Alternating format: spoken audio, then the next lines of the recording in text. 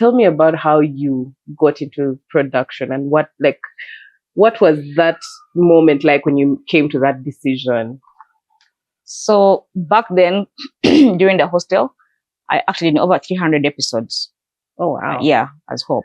But then the times I wasn't so busy on set, I'll be learning a few things, I'll be looking at the lighting, people, I used to go sit next to the director a lot, see how he's doing all these things, like, the angles and how they're doing all these things.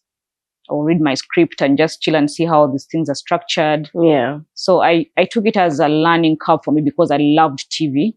And I was like, if the hostel ends, then what will I do in my life? But then I met my husband on the hostel set. He's an actor, I'm an actress. He had a day job.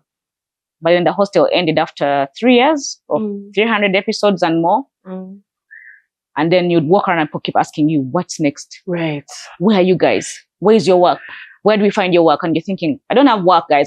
My job just ended. Yeah, so what should I do? And then my husband still had some gigs going on, acting and a day job. And sometimes I'd help him read scripts at home, would go through work. And he's like, we should just create our own jobs. Because I tried to look around. I traveled to Kenya, I went to Nigeria, South Africa, trying to get into these acting spaces. But then the territories are not accepting you because of work permits and all these things. Right. And I'm like, what can we do to sustain our acting? I love acting.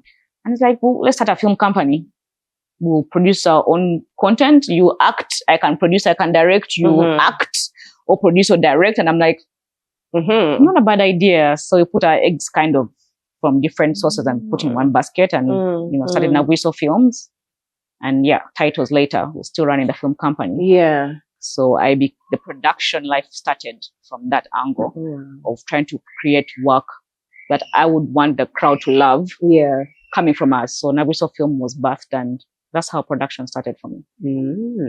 Okay. Yeah. I'm curious about being behind the camera or seeing how the cake is baked, and does that affect how you watch movies, in other spaces?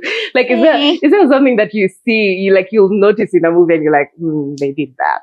And exactly. I do. So sad. But then there are movies I watch and I want to enjoy it. So I love drama. Yeah, I love drama and emotional movies and relatable stories, real life stories.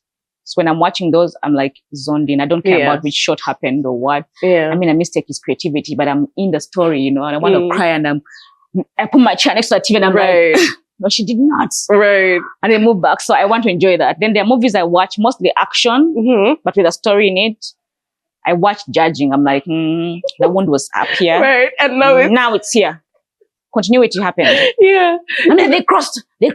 He was this side and now he's rewind. Let's see this. And you keep judging because I want to learn and also unlearn some things. So I love good productions. I want to watch movies and see the lighting and I'm like, how do they do that? And I take notes or do something about it and I just want to push in my own productions. There's one thing that once I noticed it, I could not stop noticing it. And it's the food thing. Whether it's like holding a coffee cup and it's completely empty, or like you have this meal in front of you and it looks so amazing, but someone is just like forking the meal while talking. And you're like, you keep talking, but like, when are you going to take a bite? And so it's just something that I always notice. Yeah. But then, sometimes it's a script. Right. Yeah. Because the script could say she talks while trying to eat, but she doesn't eat and then leaves to go to the next location. And you're like, I don't get to eat. Director, even one folks like, no, nothing. You try to eat, but then leave. So that's why most things are like, maybe you're sad about something. You're like, you know what? Okay. Then you leave. And sometimes the food is not even real. That's anyway. I stumbled upon a prop designer on TikTok.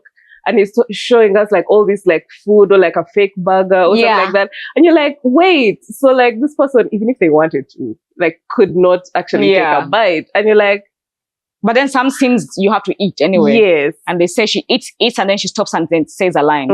Or she eats and speaks while eating. Yeah. So you have to follow the instructions on the script sometimes. And then some scenes they're like, let's first eat and then we do the lines. Yeah. So they'll be shooting line. You're like eating and then you're like, you know what, honey? I was just thinking about this yesterday. I think we should do ABC. Right. Anyway, whatever. and then you eat. She eats. So the Yeah. script tells you when to eat, when not to eat. Yeah. Gotcha. Gotcha.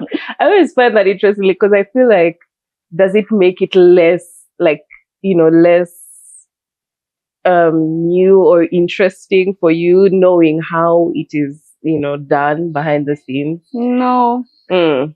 Like there's some movies I've loved. Like there's Noah's Ark, was it? Mm. And I was like, wow, these guys, they had the whole ship done, and then the animals. And then I was like, I'm not gonna see behind the scenes. Right. I refuse. And when the movie's ending, they show you the green screen, and I'm like, oh, you've spoiled my childhood. Yes.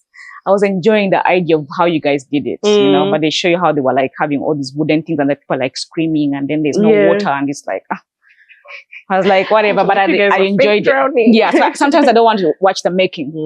I'm like, let me enjoy the moment, guys. I don't care how they did it. For me, it's real. Like, I enjoyed it, so I'm not going to watch it. If you like this video, make sure to check out the rest of our page because there's so much more for you to see. Make sure you like, share, and subscribe.